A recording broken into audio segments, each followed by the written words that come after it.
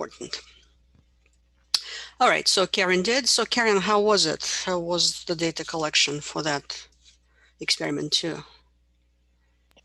It was kind of difficult because it was like 3 or 4 different sets where you have to remember the words and then they would give you the math problems.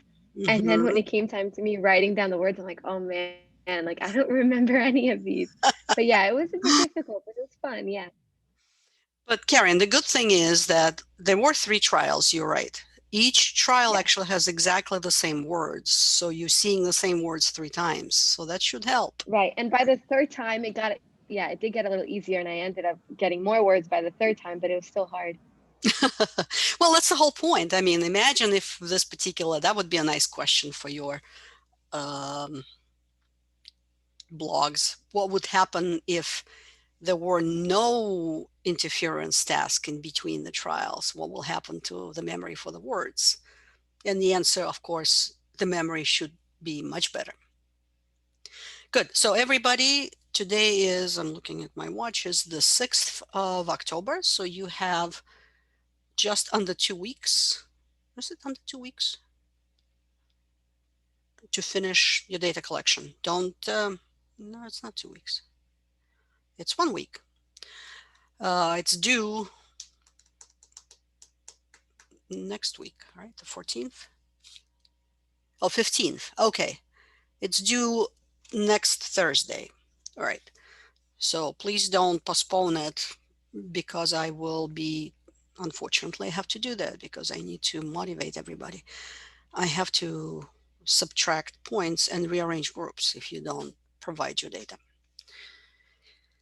Okay, any other questions that I might need to answer? Okay, so let's move on to chapter 5, what we haven't finished. Right.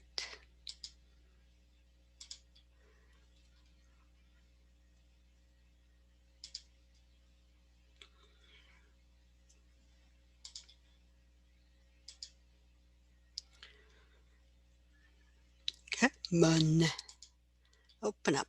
Okay, good. So we started talking about the 3-stage approach to memory. Without looking into your notes, can somebody, well, I guess I'll ask. Um, let's see, Denise, would you type in the chat the first stage of a 3-stage memory framework that we are using?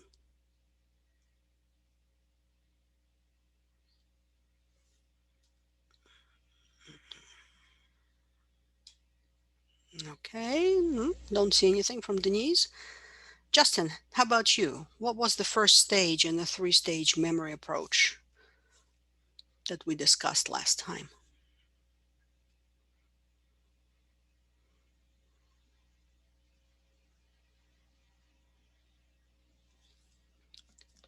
Hmm. Now, is that a difficult question? Does anybody remember?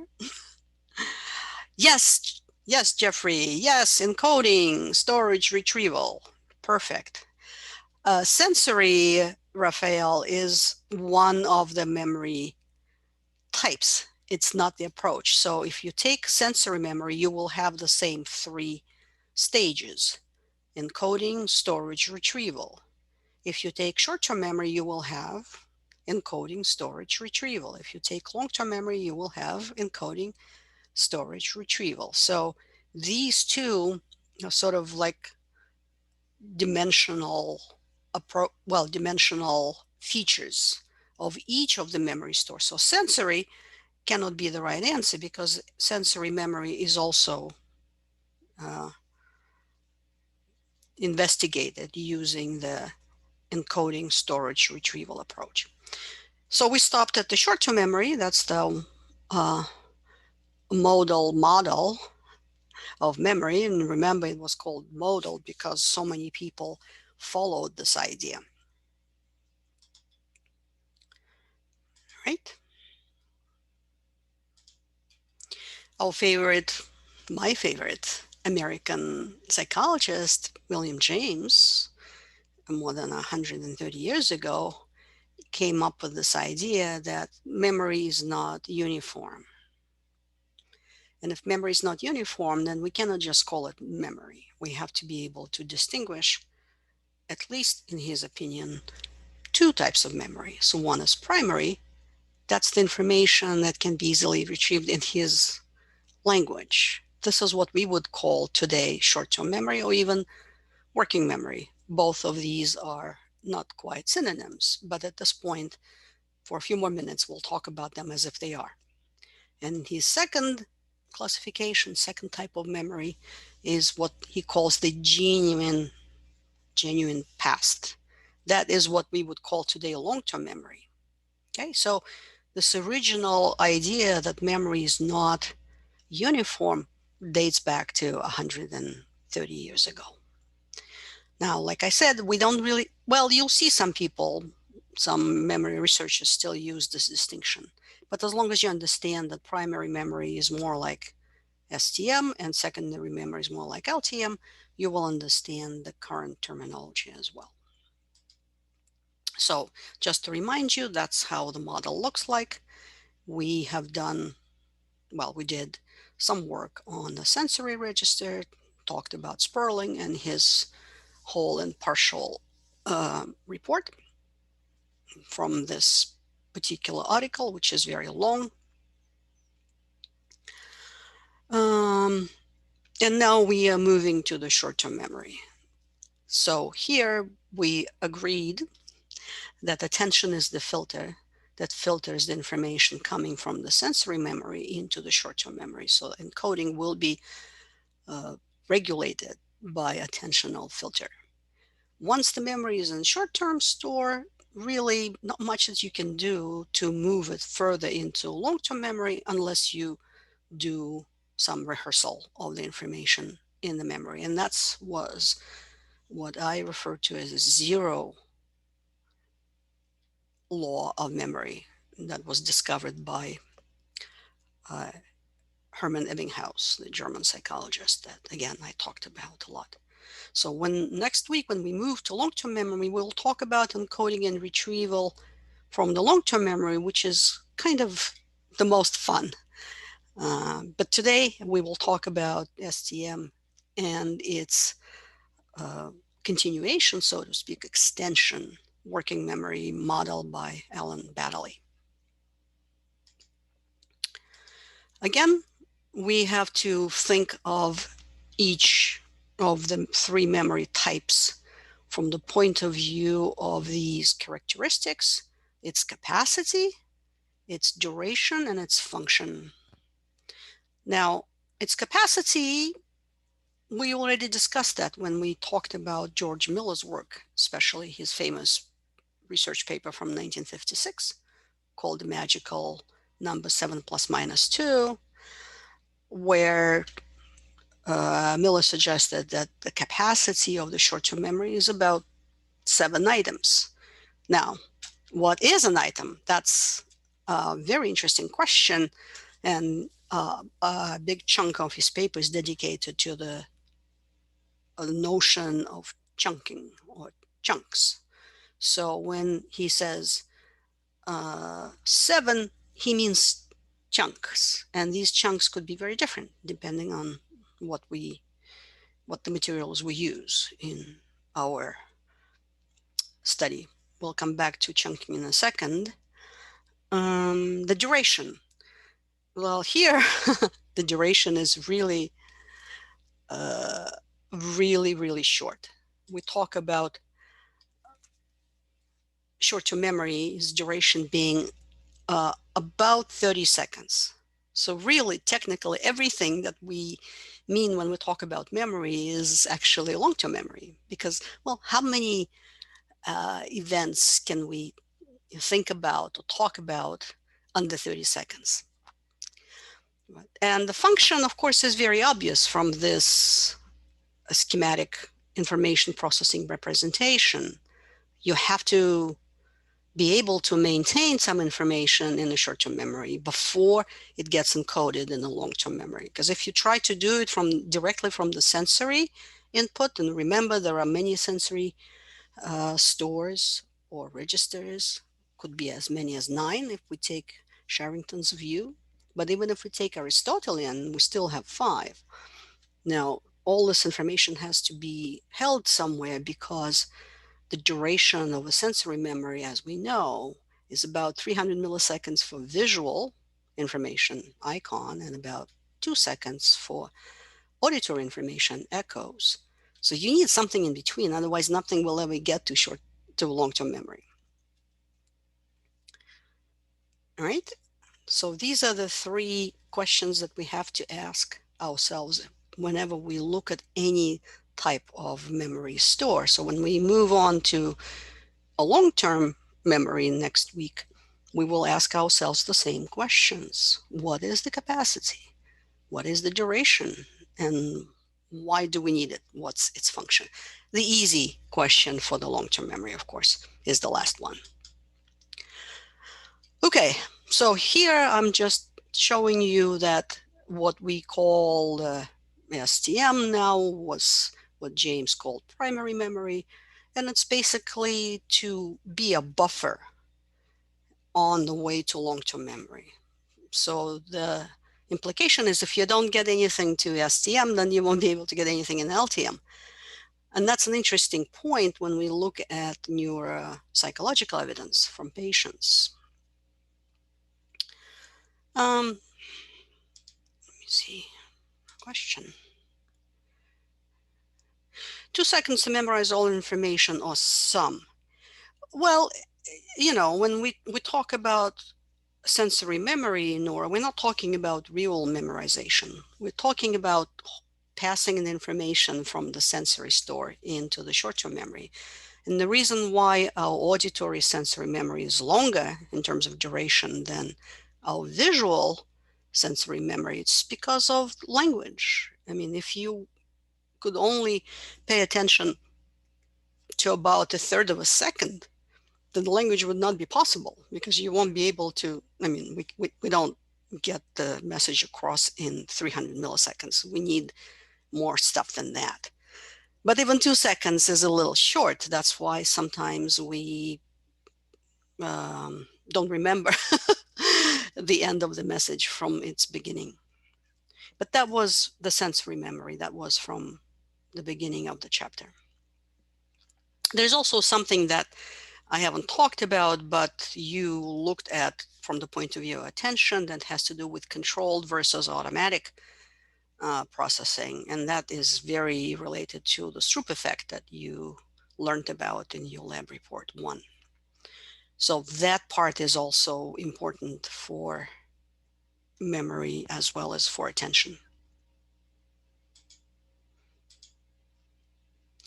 All right. So now yet another interesting point that we need to keep in mind when we talk about cognitive psychology in general, and memory in particular. We always think of 2 types of evidence for whatever psychological phenomenon, cognitive phenomenon that we talk about. And that's kind of easy. One is experiments. So people conduct experiments to show us what our cognitive processes are. Remember, our cognition is not really visible. I mean, if somebody is talking, perhaps you could say, well, they're using language. But in general, if you think about thinking, I mean, how do we know what somebody is thinking? We can't look at the person and say, well, he's thinking and she's not. We don't get that kind of observational power in cognitive psychology. We do get that in social psychology and personality. But with cognitive psychology, we have to infer a lot of stuff. So inference is an extremely important device in cognitive psychology. So when we get experiments are being used to test the models. All right, so here is a hypothesis. So here's an idea, right? That there are 2 types of memory. That's a simple one, right? So we have short-term memory and long-term memory. So what we need is experimental evidence to show us that it's indeed the case. So we need to use our favorite verbal learning paradigm. Does anybody remember what the verbal learning paradigm is?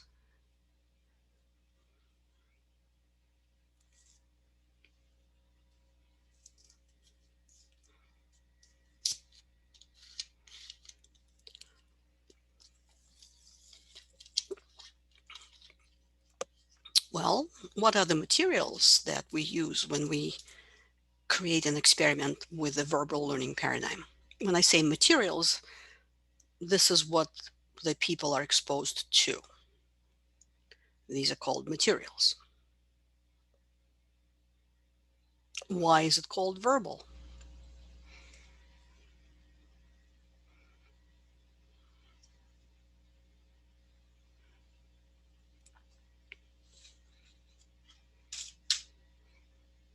Raphael, do you remember what the verbal learning paradigm is?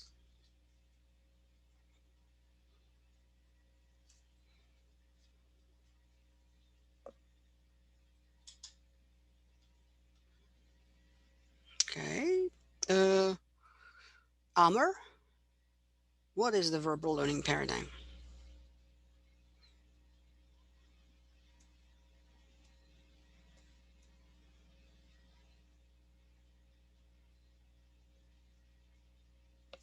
Anybody? I feel like there are just the names and no people behind the names on my screen. So is anybody out there except for Leroy and Noor? And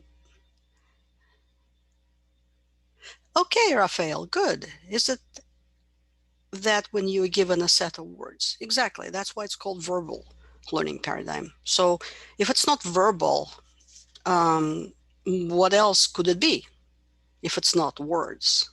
Can we study some other types of materials?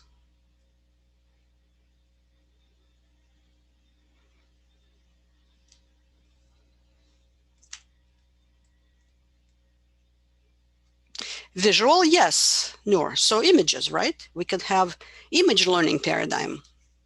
It's going to be the same idea. You will have three stages. You will first, in stage one or phase one, let's make it a little bit less ambiguous. Phase one, you learn your images, that is, they are presented to you.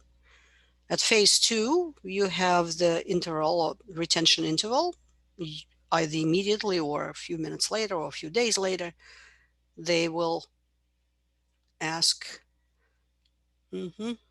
you to remember these images. So very similar to the verbal learning paradigm. So Leroy says, my question pertains more about my personal experience, my accident. I have absolutely no memory of the accident or about a week before. For the month or so leading up to the accident, my memory is very fragmented and I only remember bits and pieces of things with no specific time order. Not sure what happened first or the order of things. I'm pretty sure it's from my traumatic brain injury and the damage, but which specific got damaged, and is it encoding and retrieval, and is it retrieval? I think it's more retrieval. That's an interesting point, Leroy, and you could be uh, tested by a neuropsychologist to identify precisely the type of memory impairment that you think you may have. Obviously, when we get to chapter 6 next week, you'll see that both encoding and retrieval could be treated as separate processes, or they could be treated as processes that interact. But think about it. If you never encoded something, you can never retrieve it. So one could say, if you wanted to distinguish between encoding and retrieval, you would try to give you some experimental manipulation to memorize something new. Okay, and then have you, as a separate experiment, retrieve something that has nothing to do with this new experiment, but something that you happen to know before your accident. If you were interested in a particular topic, some people are runners, some people are animal lovers, other people, paint or whatever it is that you were an expert on. So If you are impaired in your retrieval of the information that you were very familiar with before your accident, then you know you have issues with retrieval.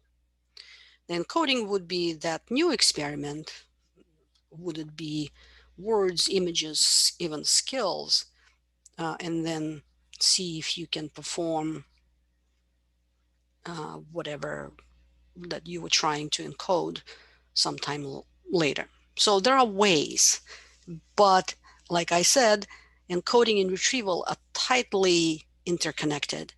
So it's not always possible, especially because, thank God, you're not an amnesic patient.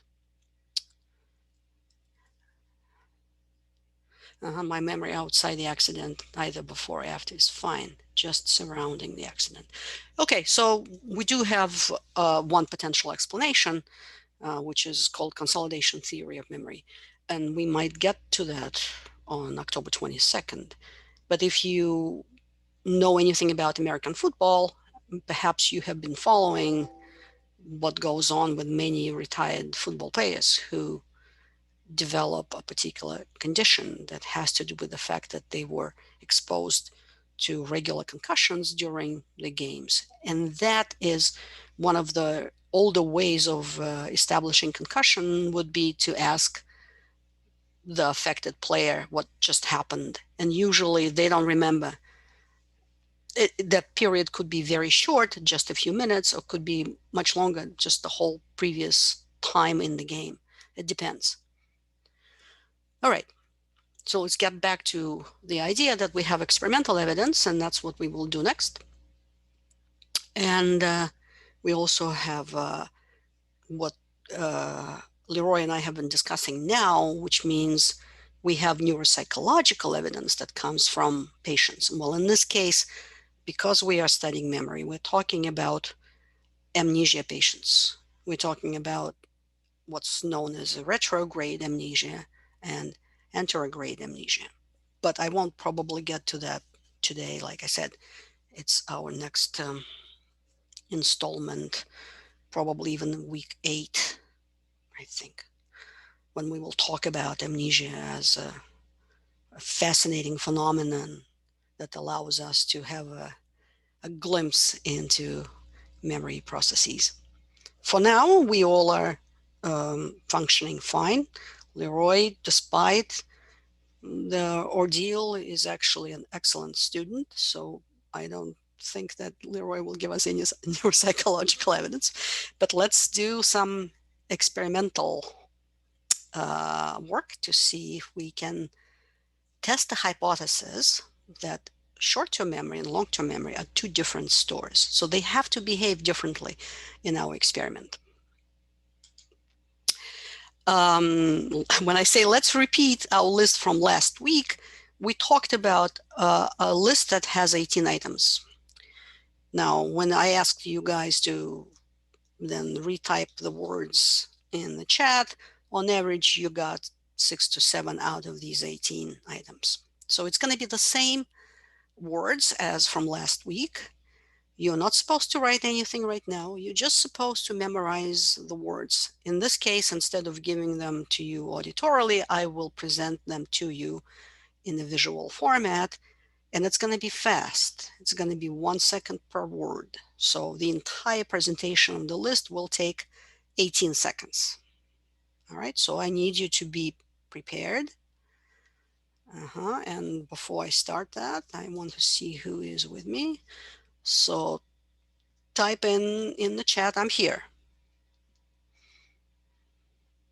Here, Karen, Raphael, Jeffrey, Ariel, Noor, Melissa, Justin, Amr.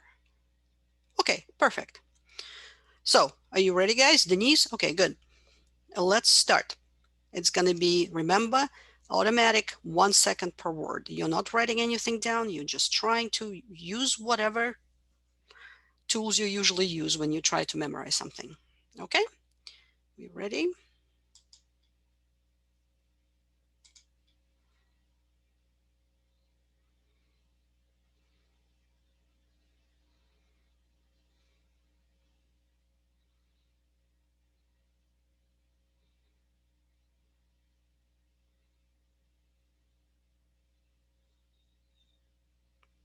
That was fast, right?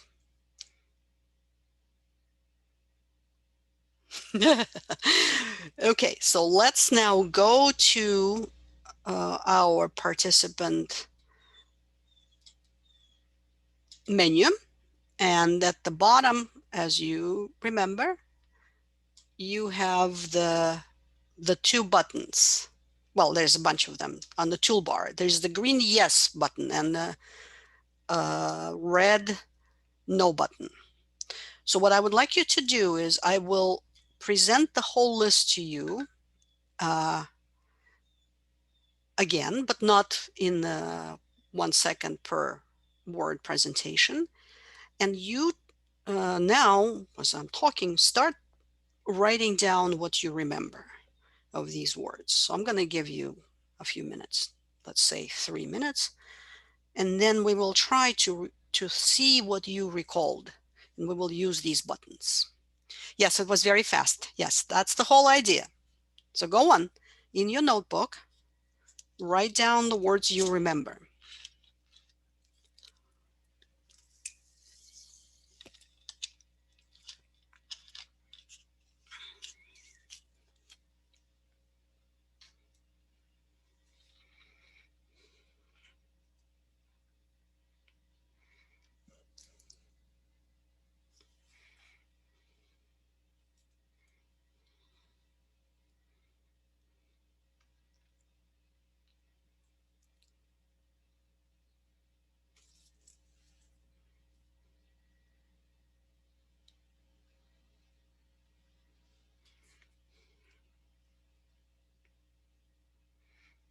For people who will be perhaps watching this recording later, you should do the same. You should now write down the words that you remember from the list.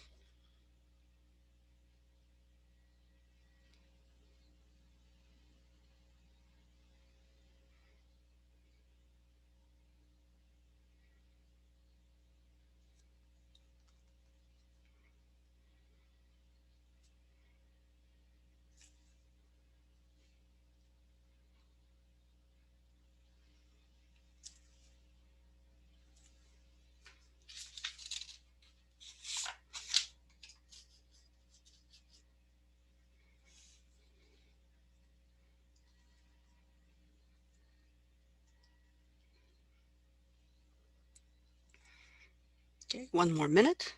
Don't give up. Try to close your eyes. Think back to the list.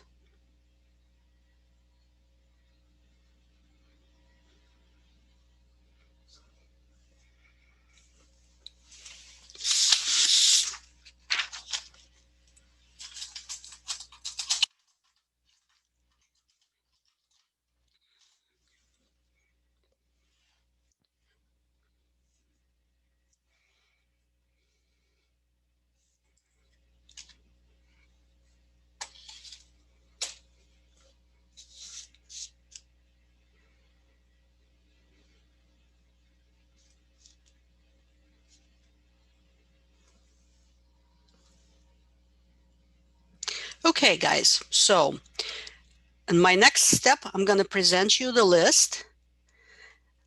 And it's critical for you to say, that is by clicking yes or no, whether you recall the word, but it has to be in that position. That is, if you want, tell me if you need another minute. Don't write them to me yet, Amr. Try to, okay, let's see. All right, so you got the idea, right? I will show you the list and we will go through the words. And if you recall the word, you're going to click the yes button, and we will do it for every word. It's not going to take us long. All right. Okay, so let's start with amber. If you recalled amber, click yes. If you did not recall amber, click no.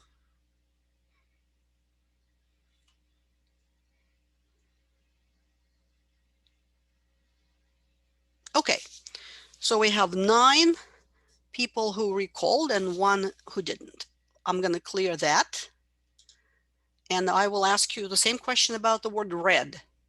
Click yes or no.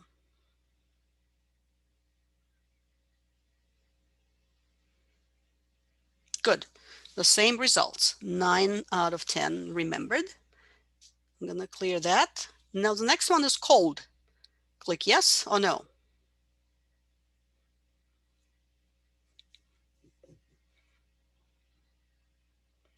Okay, so now we have only 4 people out of 10. Good. Clear. Let's do foot.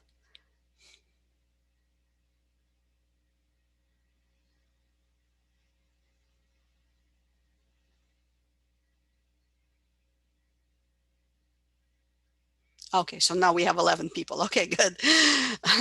So foot is also 4, but it's out of 11. Sorry, guys, my pencil just broke. I have to get another one.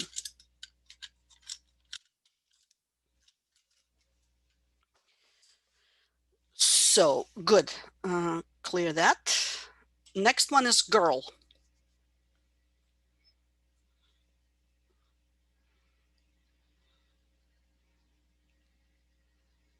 Okay, 5, 5. One more person. 6. Okay, so girl, 6 out of 11. Next one is king.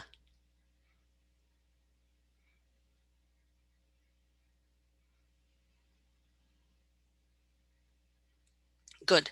3 people out of 11. Next, mountain.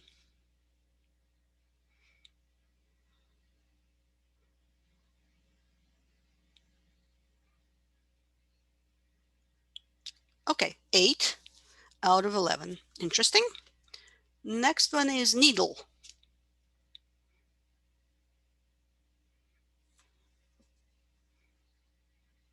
Awesome. 3. Next one is rough.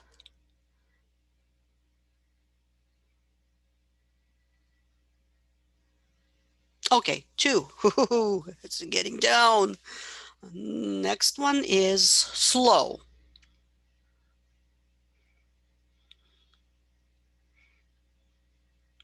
All right, 3 again. Next one is spider.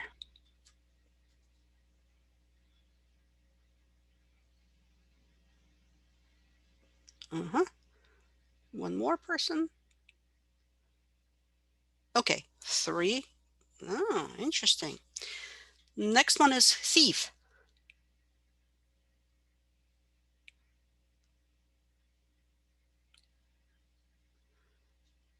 4. Good job, guys. Next one is potato.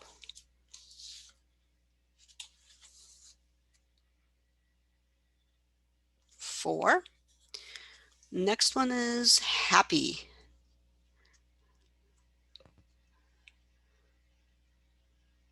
Good. 2. Next one is folder.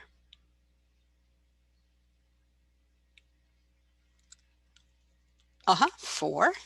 Excellent. Next one is narrow.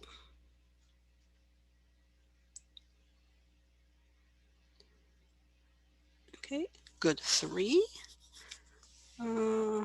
Next one is boring.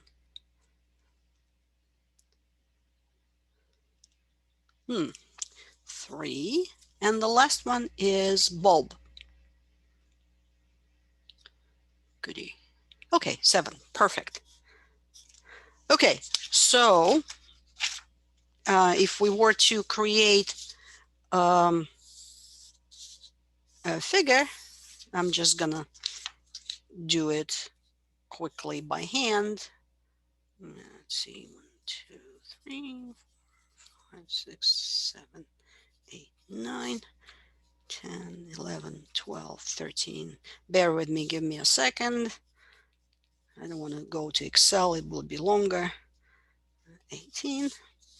And just for the purposes of this, although we have 11 people, I'll think as if we have 10, just to give me a quick way of doing that. So amber is 9.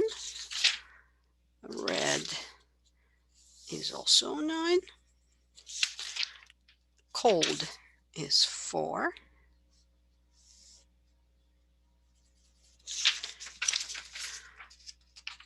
Foot, 4.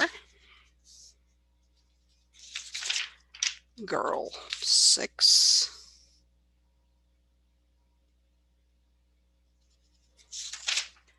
And king, 3. Mountain is 8. So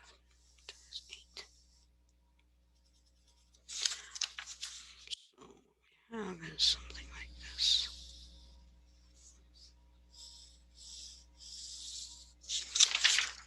Needle is 3.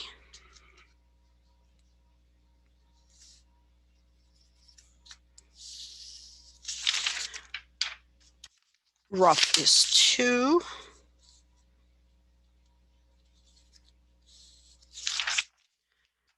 Slow spider, 3.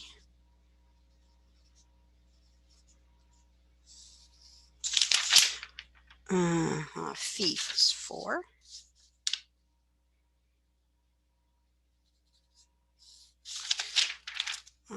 Potato, 4. Happy 2. Potato is 4. Happy is 2. Almost there. Folder, narrow, boring, 3, 3.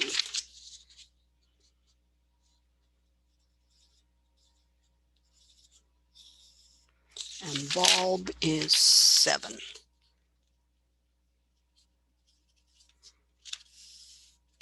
Okay, so let me then share the figure with you.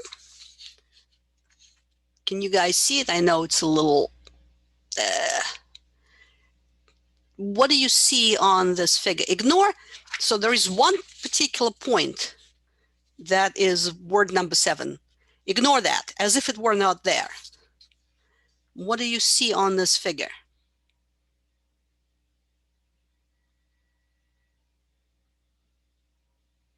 Yeah, that's it, was not a word, Justin. It was just for us to stop. What kind of line do you see on this figure? It's U-shaped. Yes. Yes. You're right, Noor. We can see that in the beginning, the first 2 words, which were amber and red, were recalled by almost everybody, right? Note what happens at the last one, which is bulb, right? It is also, it's not 9, it's 7, but it's also kind of high. And what happens, again, ignore number 7. What happens with the rest of the line? Yes, Parker says it's a dip after the second position. So now I want you to think for a second. If we were decreased correctly, Justin, if we were to use this as evidence for the 2 types of memory stores, STM and LTM, which of these positions, these are called serial positions because they are serial from 1 to 18, which of these 2 positions is evidence for short-term memory? Which of these 2 positions is evidence for long-term memory? Leroy says correctly. 1 item at the end is short-term memory, right? Remember, because the short-term memory is about 30 seconds. So I asked you to recall the words almost immediately. Good. And the first items, yes, the items that are here are in long-term memory. You had time to rehearse them, remember, while you were still processing other words. So this is called serial position effect.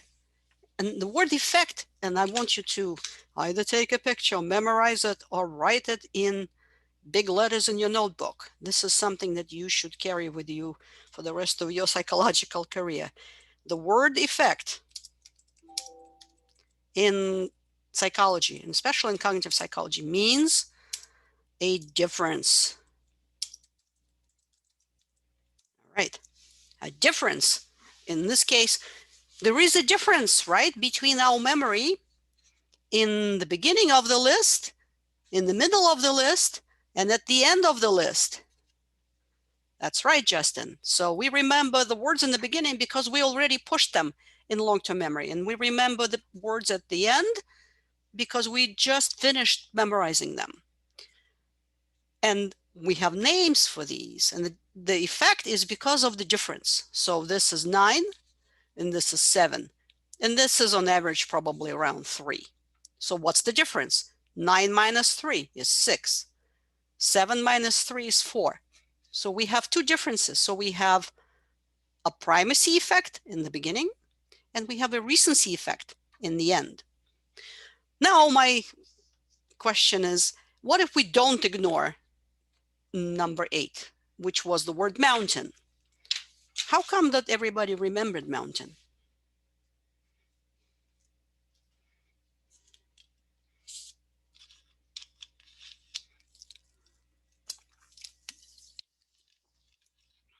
Look at the words on the screen. What strikes you about mountain? It's the longest word. That's right, Karen. Yes. And this particular phenomenon, that's one particular item in the list can stand out, is called Van Restorff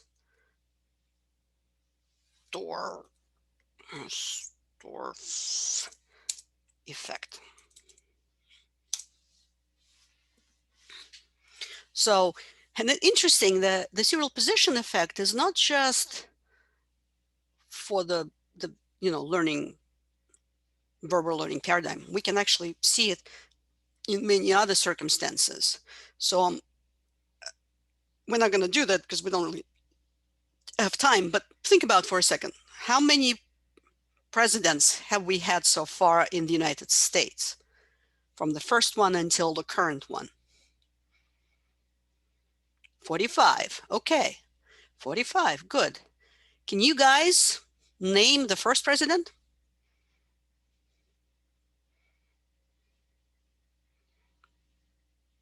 Good. George Washington. Can somebody name the current president? Donald Trump. Perfect. What about the second one? Who remembers the second president after George Washington? John Adams? I have no clue.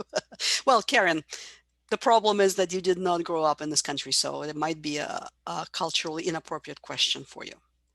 I have no clue. What was the president before Donald Trump? Obama? Good. Okay, now I'm going to make it really, really hard on you. What was the 20th president?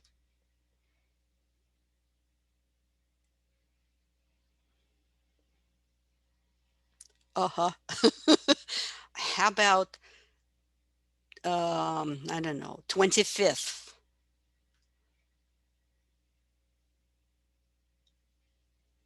Garfield.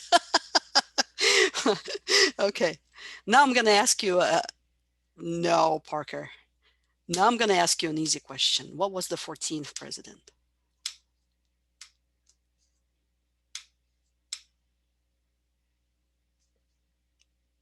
Well, Parker has the idea. He was right. It was Abe Lincoln. So when I ask people to, by show, well, we don't have time to do that, like I said, to recall the presidents, you get the normal serial position effect. People remember the first presidents, more or less. They definitely remember the last ones.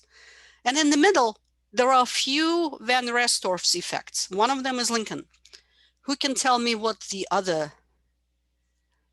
Oh, good, Justin.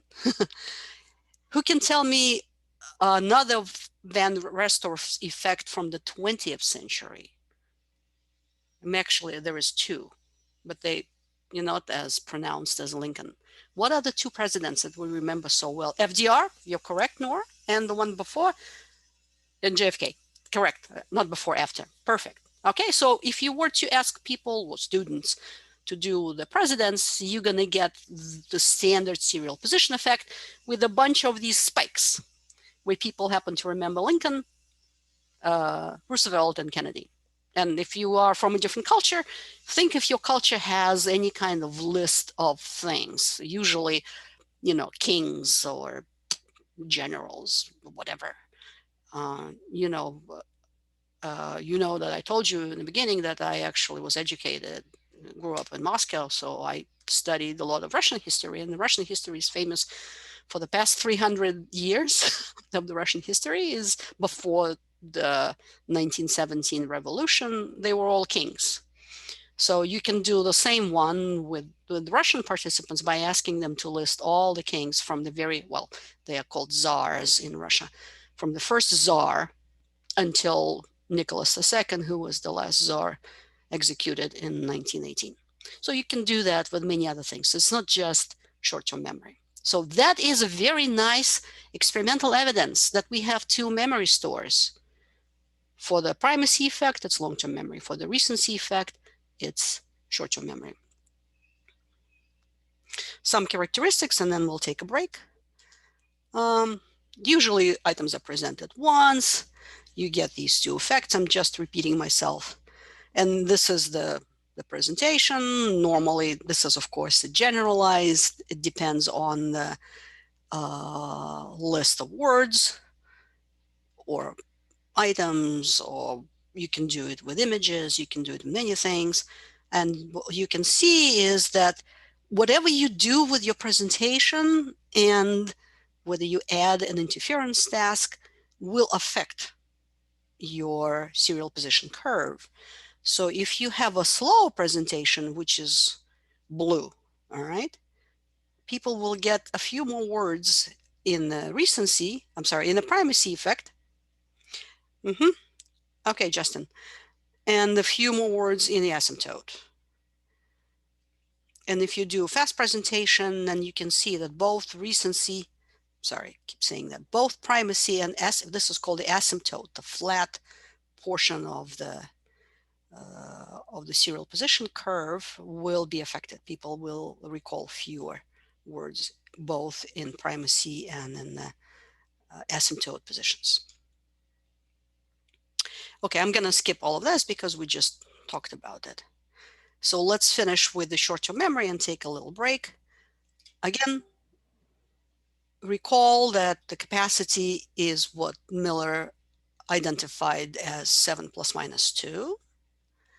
The duration is under 30 seconds, and the function is to hold on to the information long enough to decide which needs to be encoded in the long-term memory.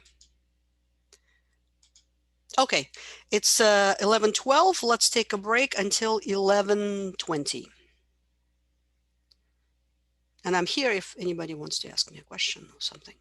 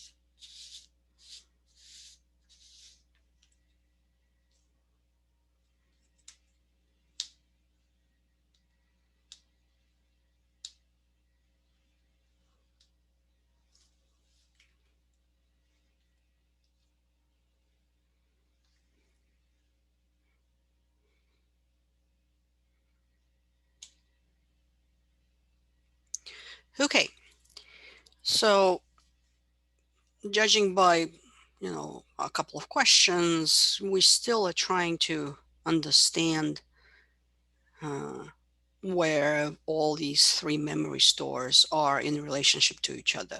So now we're going to move on to a version of short-term memory called working memory. And then we will spend a few minutes to see why the long-term memory, the short-term memory as it stands, was not sufficient enough to account for all the experimental evidence that was accumulating in those days in 1970s. So that's because there were problems with the model. Okay. So here is an interesting point. If you have problems with your short-term memory, let's say it's poor, maybe it's not 7, maybe it's 3 or even 2. Of course, we don't see that in neurotypical participants, but we see a lot of that in people with amnesia, for example. I mean, if you think about the way these memory stores are lined up, right? Sensory, short-term memory, long-term memory, what you can't get directly from sensory memory into the long-term memory. You have to go through STM. But if your STM is not functioning or it's somehow poor, I mean, how do you get information to long-term memory? And we will see evidence for that from the neuropsychological work with patients again a little bit later in October. So by definition, we should not even have people have any memories at all if they have problems with short-term memory. Now, what we know about patients with amnesia, that this pattern when STM is poor but LTM is intact, is kind of rare. It's usually the other way around, that the STM is okay. It's never good if you're an amnesic, but LTM is severely damaged. So that's problem number one. The model doesn't give us a way to go around STM. It's in the middle. You have to use it. And if you don't have it, then nothing should be, well, if it's not functioning properly, nothing should be encoded in the long-term memory. There's another problem, which is what prompted the new direction in changing short-term memory into working memory. And that has to do with the way we encode information, because, well, we certainly have at least two ways of doing that. We can either encode our information visually, so we think about images, we think about directions, or verbally. It's when we talk about the distinction between implicit and explicit memory, or procedural and declarative, next week, you'll see that if you imagine that you have an alien who dropped on you from the sky, and this alien knows nothing about human habits, and you don't want this poor alien to damage his feet, so you want to give him shoes or her shoes, and the alien needs to learn how to tie the shoes. Now, try to explain that in words. And anybody who has a little child in your immediate family and who observed that child learn to tie the shoes knows that you have to show it. You can't explain it in words. So we have different encodings, visual and verbal. And if that is the case, then the STM cannot be one unified buffer. It has to have at least two components, one that is visual and one that's verbal. And there is evidence for that. And then we'll also talk more about what happens at the second stage, whether it's STM or LTM, during the retention interval. But the person who is famous for proposing this extension of STM to working memory is Alan Baddeley. And this picture at the bottom is when he was really, really young. He's now 86 years old and he's still active, but he even doesn't have to because he's so famous. So he and his colleagues in the 1970s conducted several studies where they had people to do two things simultaneously. Now, if you only have one short term memory, then adding two things should be a big blow to your capacity to memorize things because you can't remember, you can only work with seven, if you're lucky, seven chunks, right? So they called it the dual task technique.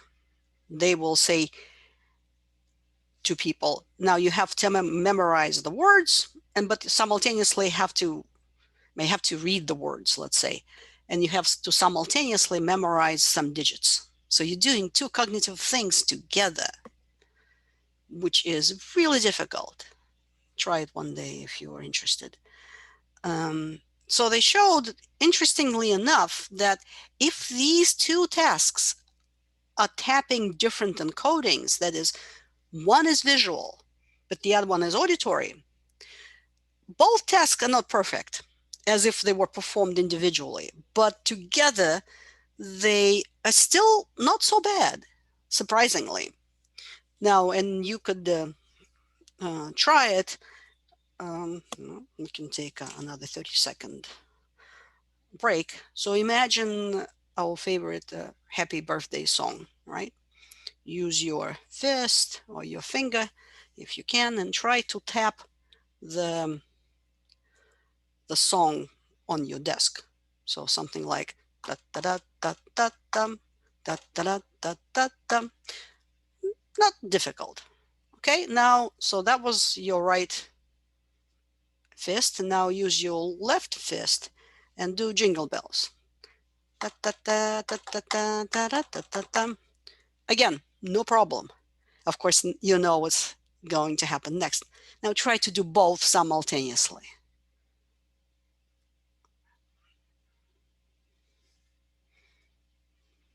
So your right fist is tapping happy birthday, your left fist is tapping jingle bells.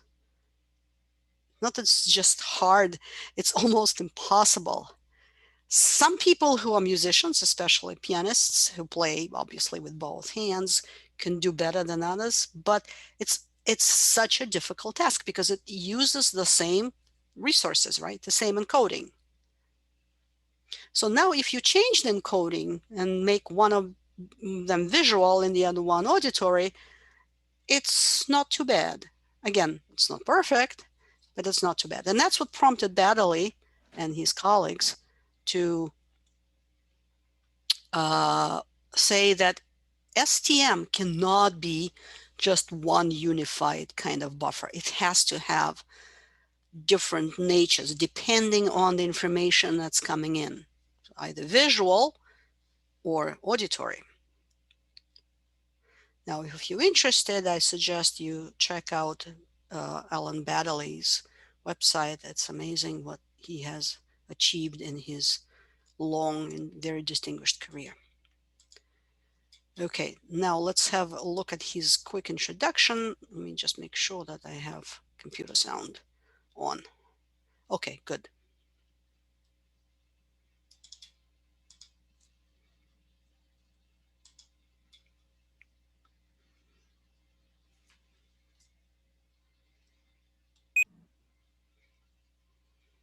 After a few years at the Applied Psychology Unit, I moved to a teaching post at the University of Sussex. And my then boss said, you ought to apply for a grant.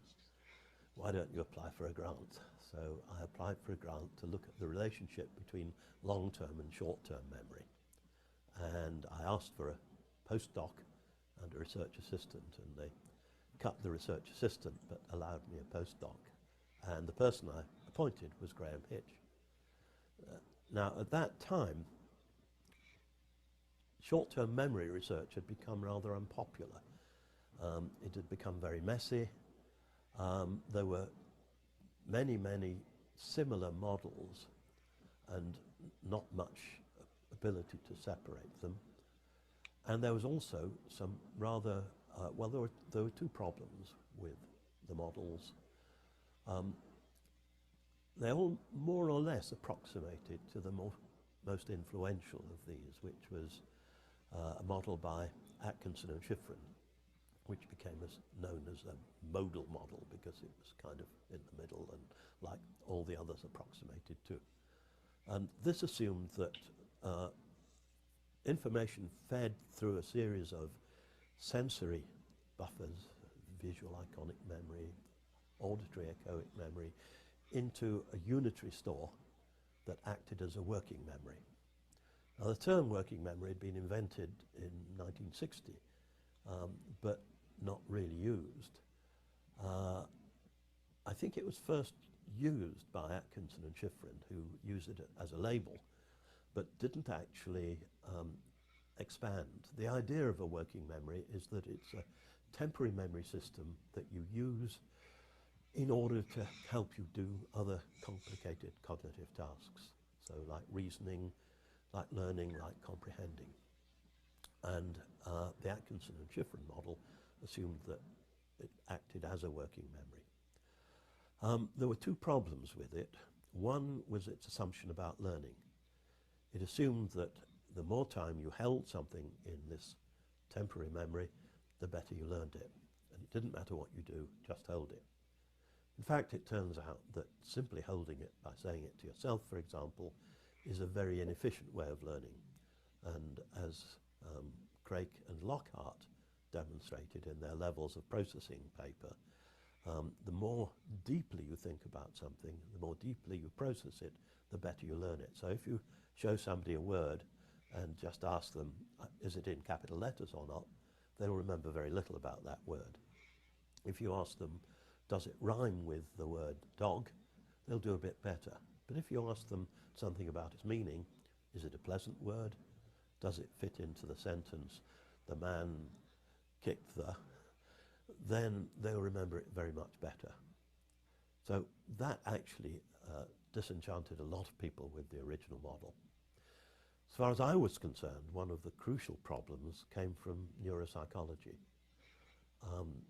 An important component of the attempt to distinguish between long and short-term memory had come through the study of single-case patients. So, for example, the study by Brenda Milner of patient HM, who had had an operation to to treat intractable epilepsy. And this had involved removing tissue from his brain bilaterally on both sides, and in particular from an area called the hippocampus. This resulted in relieving his fits, but making him densely amnesic. But nevertheless, his ability to hear and repeat back a telephone number was fine. So he seemed to have reasonable short-term memory. Some work that I'd done with Elizabeth Warrington in London had expanded this by taking a number of the tasks that had been used to separate long-term and short-term memory in the general cognitive literature and testing these on a group of very pure amnesics. A very pure amnesic is someone who has a dense deficit in the capacity to learn and recall new material, but who is otherwise intact. So their intelligence is fine, their perception, their language, everything is intact except for this very dense and very precise memory deficit. Now, at the same time, Elizabeth Warrington and Tim Shallis studied an exactly complementary case of someone whose long-term memory was fine, but whose ability to repeat back a telephone number was limited to 1 or 2 digits. So one had what was called a double dissociation. One group that could do A but not B, another group that could do B but not A. So that was regarded, and is still regarded, as powerful evidence in favour of a separation between A and B. Now, one prediction that one could make from this, if you use the Atkinson and Schifrin model, is that the patient with grossly impaired short-term memory should also have a bad working memory and should have difficulty in learning because they assumed that the information came through this working memory. And these patients didn't. Their learning was pretty normal, their language was normal, their intelligence was normal. These are, understand, carefully selected patients. If you just take a patient off the ward and hope, then usually brain damage is general, you get a complicated result. But particularly in these early days, we learned a lot from carefully selecting patients that allowed us, in a sense, to do an experiment of nature in which you pull apart two crucial variables. Now, by finding this patient who didn't behave according to Atkinson and Schifrin, this seemed to cast doubt on the whole idea of a working memory. So what we decided to do was to try and tackle the question of what's memory for, what's working memory for. Now, we didn't have access to these rare patients, but what we decided to do instead was to try and take our student subjects and make them into patients. And we did this not by clunking them on the head, but by giving them a task that would use up that part of their brain or that part of their mind. So we said one task that uses short-term memory is digit span, memory for sequences of numbers. So what we will do is we will take some tasks that are assumed to depend on working memory, reasoning, learning, comprehension, and we'll have our subjects do these at the same time as they're holding and repeating sequences of digits ranging from 0 up to 8. So our subjects would be saying 7, 9, 6. Meanwhile, looking at a reasoning task and trying to solve it.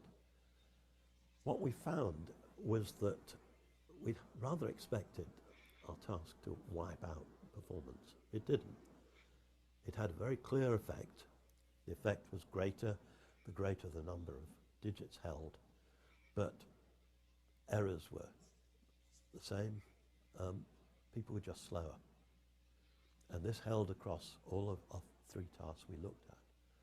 So we reckoned that we had to complicate the picture. So we decided we'd guess on what it needed to do this. And we proposed 3 components. One was an attentional component, the central executive, and we thought that this would run the show. This was supplemented by a verbal component that we thought was what was defective in the short-term memory patients. And we argued that we probably need a visual equivalent. So we invented one called the visuospatial sketchpad. And then we set out trying to explore these. We were very lucky at the time that I was invited to contribute to a rather influential annual series called Recent Advances in Learning and Memory, or Motivation and Memory. Anyway, Recent Advances.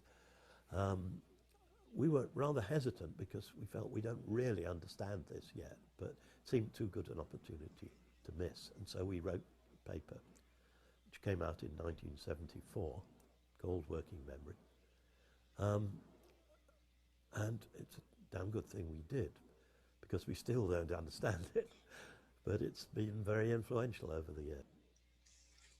Okay, great. So you can see that Alan Baddeley has given us a very good sort of explanation. As far as I know, Leroy, whether he has Parkinson's, I don't think so, because Parkinson's is not only about tremor, and there are Parkinson cases that are not tremor related at all. This is a relatively recent, but not very recent. I would say this is about 6 years. Check the Wikipedia and see, because obviously he's in Wikipedia, see what they say about his current health. So what's interesting, again, that in the working memory that Baddeley proposed, and they really wanted you to see and listen to him because he's such one of the few remaining geniuses of the early cognitive psychology, um, that he talks about having these three components in his new model. So yes, it is related to STM, but it is different from STM in terms of its active part and in terms of having these separate components that STM model doesn't. All right, so these are the three components that Baddeley just mentioned in his clip. We have the visual spatial sketchpad. This is where we manipulate visual information or procedural stuff. We also have the phonological loop. Phonology means a science of sounds. So the fact that is different from u, or b is different from m, that's phonology. But they use the word phonological loop just to reflect the fact that's the verbal stuff, the stuff that we silently or out loud pronounce when we are trying to remember things. They had to propose something called central executive, and that's the most mysterious of the three. Even now, some people suggest that this actually has to do with attention, so some kind of attentional regulator. But most of the research that we see when we read the textbook or do experiments is either a visual spatial sketchpad, and we'll come back to that when we are doing imagery. I think it's chapter 8, and phonological loop, of which we will do a lot of next week. Okay, so what do these components do? But again, at this very general level, we have visual spatial information here, images, directions, procedural stuff. We have anything that has to do with our uh, enunciation of the materials. So if you were to imagine yourself in the days when we didn't have cell phones, you would have to try to recall the the numbers of the phone number while you're running to the phone to call for your pizza or something. And again, that central executive, which is supposedly the coordinator. And we do have, because this is such an influential model, we do have a lot of neuro cognitive research that shows where in the brain visual spatial sketchpad is instantiated, so to speak, and where the phonological loop is. This, again, for somebody who does language research like me, it's a very clear, there are very clear connections between phonological loop and Broca's and Wernicke's areas that are the two classical areas responsible for language in the brain. So now let's try yet another little um, exercise. No problem, Raphael. Let's see what you think about the digital or digit span task. Now, the way I will do it with you is not going to be digits, it's going to be letters, but it doesn't really matter. So what I will ask you to do is to watch the screen where you will see letters that will increase in number. So the first slide will only have 2 letters. And then the last slide will have, I forgot, 9 or 10 of them or something like that. In between, you'll have a slide that will say, now write down the letters. And that's what you should do. So have your notebook ready. See the slide. When you see watch, write down the letters, write them down. Okay? Is everybody ready? It's going to be relatively fast again. So I'm going to call chunking 1. Okay, write down the letters. Good. Next.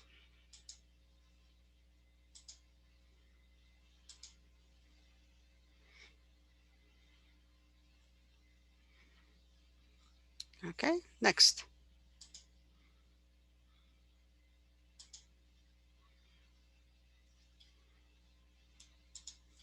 Next.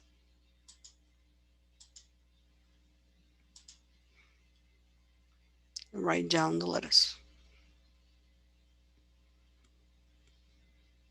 Next.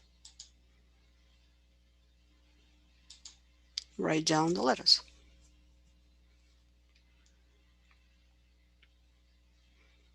Next.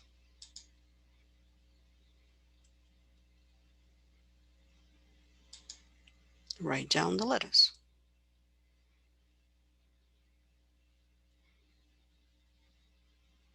Next.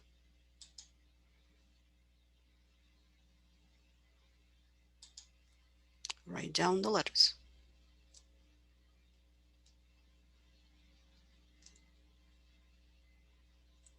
Next.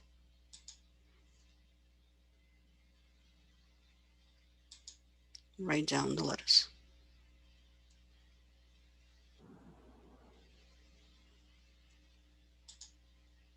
Next.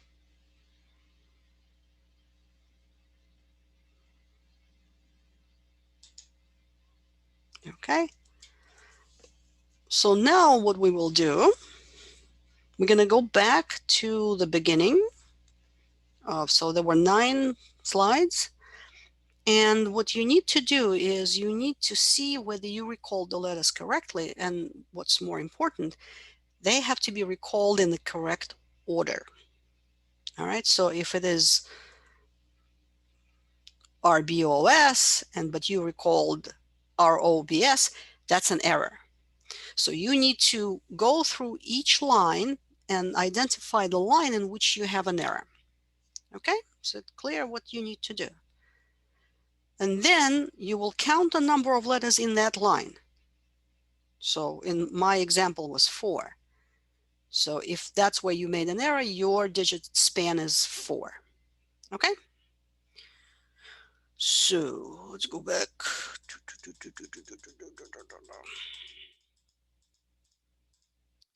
Okay, I assume everybody was fine here. This is 3. This is 4. This is 5. This is 6.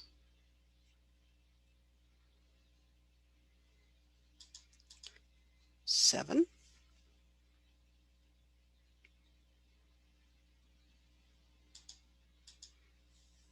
8.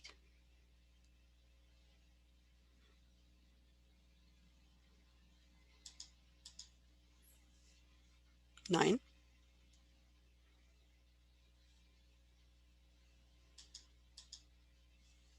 And 10. Okay. So what did you guys get? Type in the chat.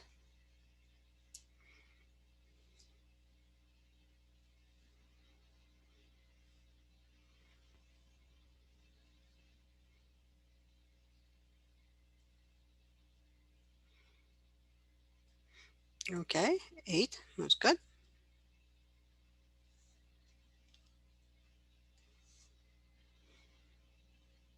Remember, the order is critical. So if you recall the letters but you did not recall them in the correct order, that's an error still. It's called sudden death. That's it. You're dead. 7. 9. Okay, good. 9.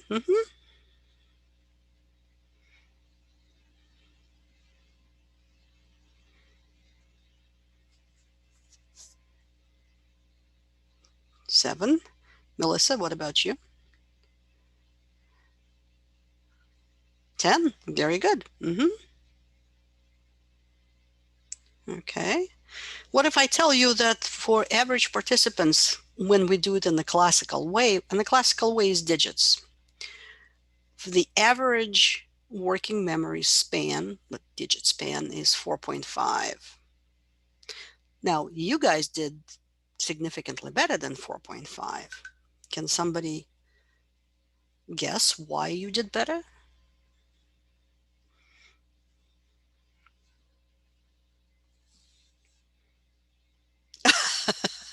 Well, you wrote it down, but you were not writing it down when you were watching the letters.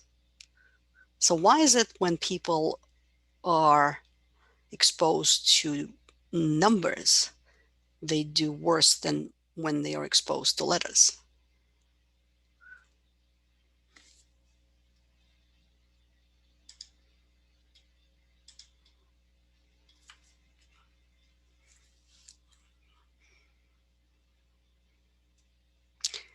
Uh-huh. Grouping, right? Seemed like words. Good, right? So if you are trying to pronounce it, vowels intermixed with consonants make it a little easier, giving you a chance to chunk, right? Meaning that your memory improves.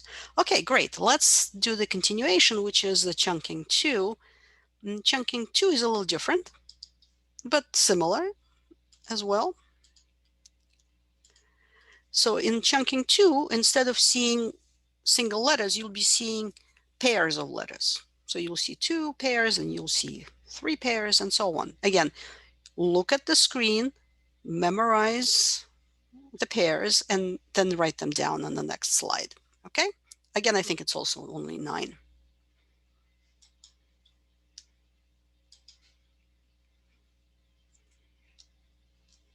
Next.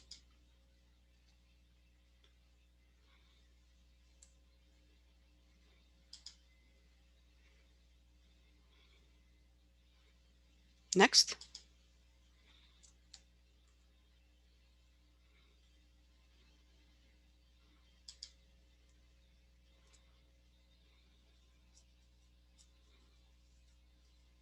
Next.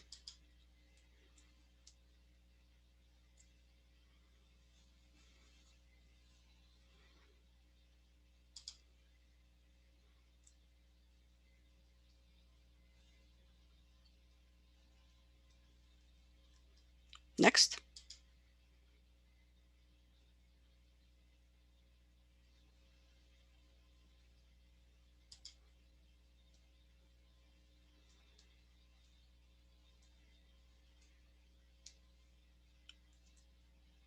Next.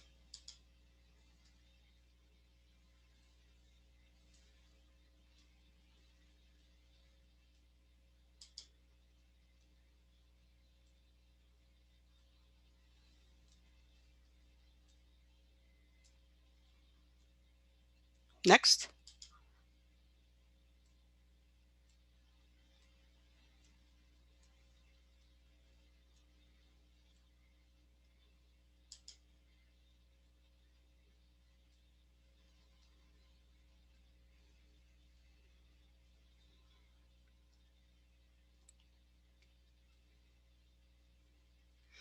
Next.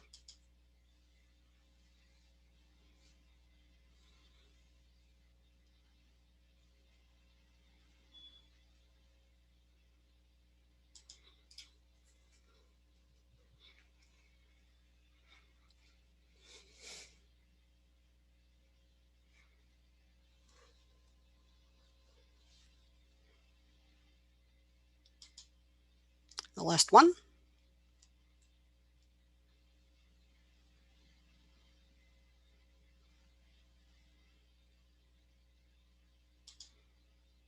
Okay, write them down.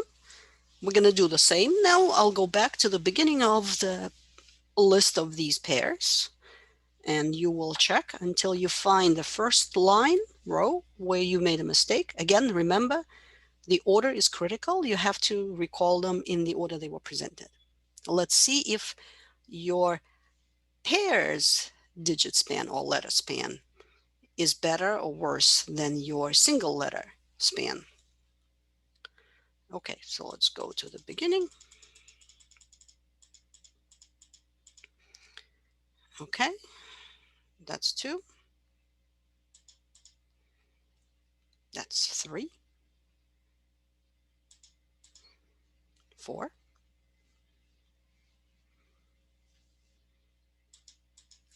5,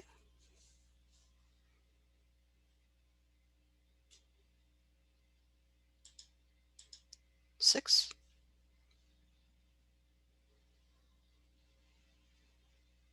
'tell me if I'm going too fast, 7,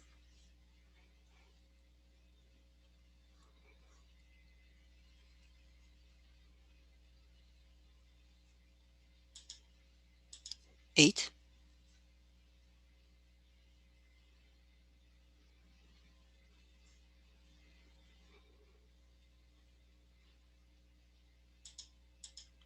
9. Even if you transpose the letters within the pair, that's also an error.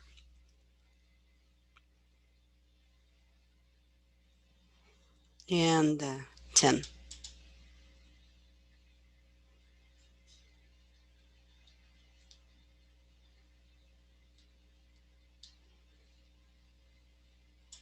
Okay, so type in the chat what your pair span is.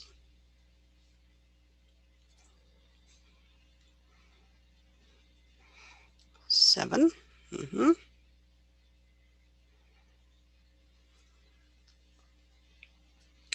5. Okay.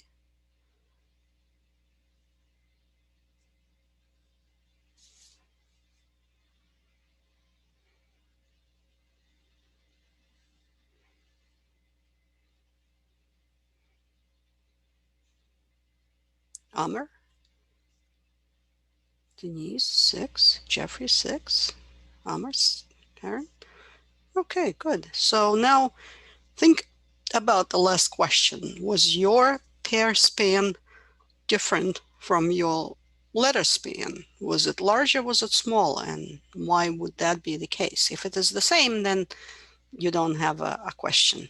But if it's different, then you have to think for a second.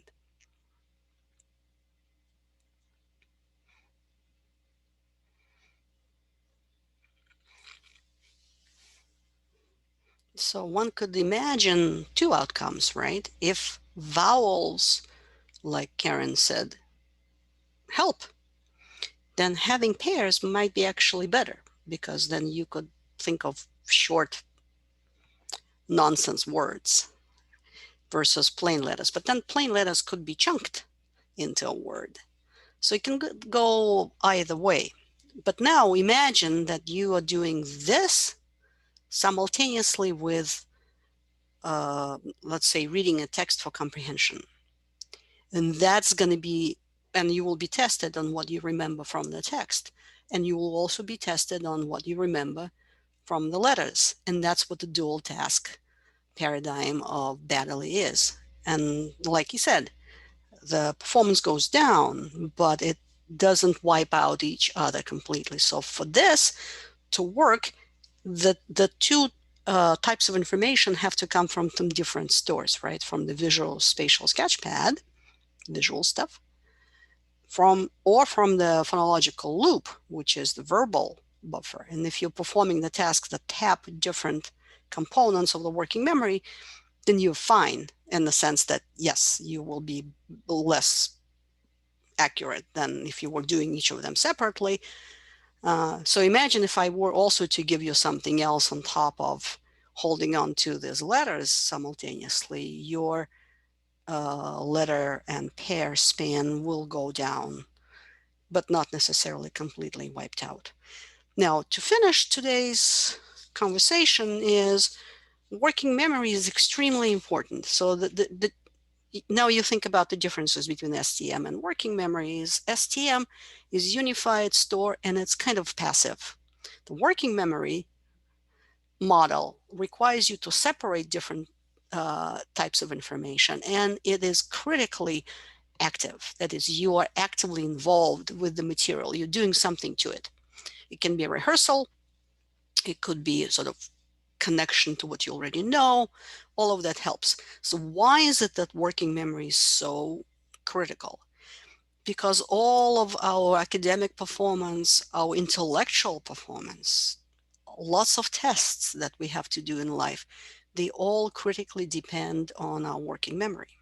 So the stronger your working memory is, the better you will perform. Your IQ is extremely sensitive to your working memory. So normal people whose working memory is around 4 won't be able to perform so well on the IQ test, because IQ tests, they're not that difficult. They are just timed, which means whatever you're doing, and there is a bunch of subtests in the IQ Wechsler test, everything is, you have to do it within a certain amount of time. So if you can chunk things better, you can move through the tests quickly. You can make, you can do more of them. If somebody whose working memory is not so great. I often get a question from students. I'm surprised that I haven't heard from you guys yet. Is there anything that we can do about improving our working memory? And that's an interesting question, especially if you are thinking about your schoolwork, and maybe if you're going to go to grad school later, and if you have young nieces, nephews in your household, can you help them try memory exercises? Like what, Karen? What would be a memory exercise?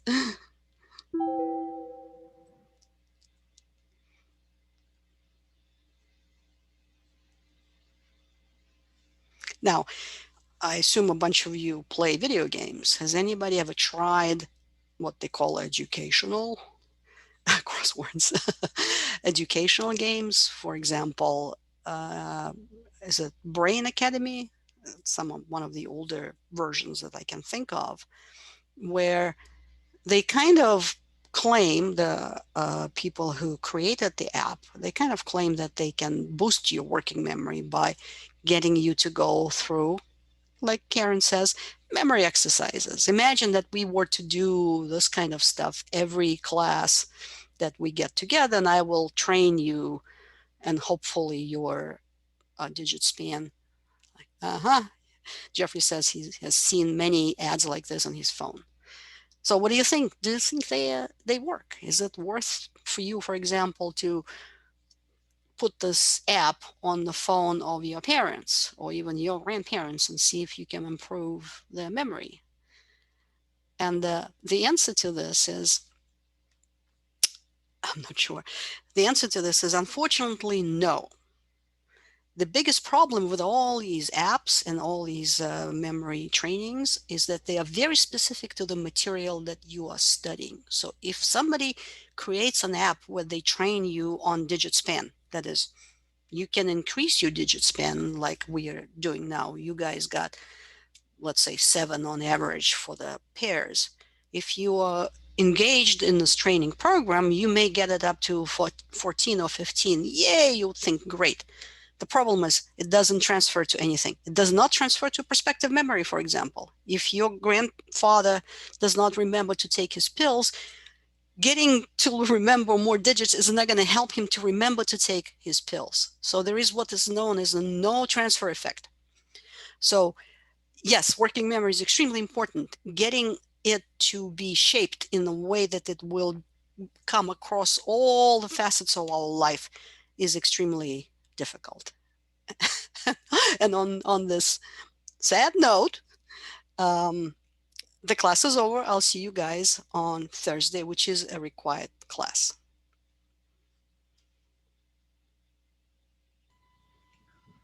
Great class. Gonna have